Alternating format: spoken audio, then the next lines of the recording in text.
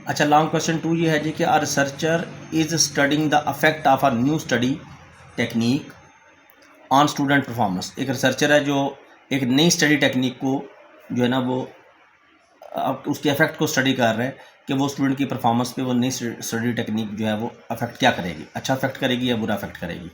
इस तरह का कोई भी क्वेश्चन आ जाए, ठीक है, स्टेटमेंट चेंज हो सकती है, तो उसमें वो पूछेगा आपसे क्या कि in the above context define null hypothesis and alternative hypothesis. याद रखिएगा, नल हाइपोथेसिस जो है ये चैप्टर 4 का टॉपिक है। नल हाइपोथेसिस को एच नॉट से रिप्रेजेंट करते हैं।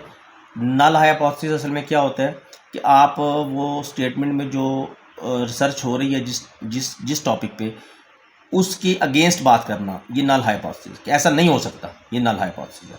और ऐसा हो सकता है, ये अल्टरनेटिव हाइपोथेसिस है। या आप ये कह लें कि जैसे उसने बोला कि एक नई स्टडी टेक्निक का क्या इम्पैक्ट होगा, तो हम नल हाइपोथेसिस में क्या बताएंगे कि the new study technique has no effect on student performance या आर स्टडी परफॉर्मेंस, कि जी नई न्यू स्टडी टेक्निक का कोई इफेक्ट नहीं होगा, ये नल हाइपोथेसिस है, ठीक है।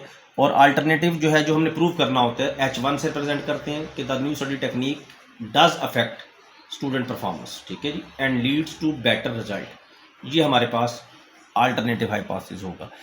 कोई भी क्वेश्चन इस तरह का आ जाए, वो उसमें आपने जो नल हाइपोथेसिस है उसमें आपने नो इफेक्ट लिखना है कि इस चीज़ का कोई इफेक्ट नहीं है, और अल्टरनेटिव में आपने लिखना है कि इस चीज़ का इफेक्ट है।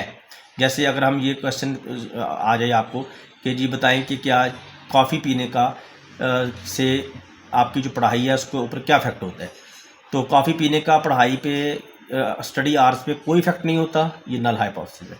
कॉफ़ी पीने का स्टडी आवर्स पे इफेक्ट होता है, यानी उससे स्टडी आवर्स बढ़ते हैं, ये आपका अल्टरनेटिव हाइपोथेसिस है। किसी भी किस्म का क्वेश्चन दे सकते हैं। फिर बी पार्ट में वो कहता है जी कि explain the role of a p values in hypothesis testing. ये एज इट इज़ रेडी कर लें कि पी वैल्यू क्या होती है। Is a measure used in hypothesis testing. जब हम हाइपोथेसिस को, अपने मफरूज़े को टेस्ट करते हैं, तो उसमें ये एक ऐसी वैल्यू होती है जो इस चीज़ को डिटरमाइन करती है whether the result of a study are statistically significant, कि जो स्टडी का रिजल्ट है वो बेहतर होगा या नहीं होगा। Small p value suggest that the results are unlikely to be have occurred. और अगर पी वैल्यू लार्ज है तो वो कहेगा जी, बताएगी कि suggest that the result could easily have occurred. बस इसको एज इट इज़ तैयार करें। Long question number 2।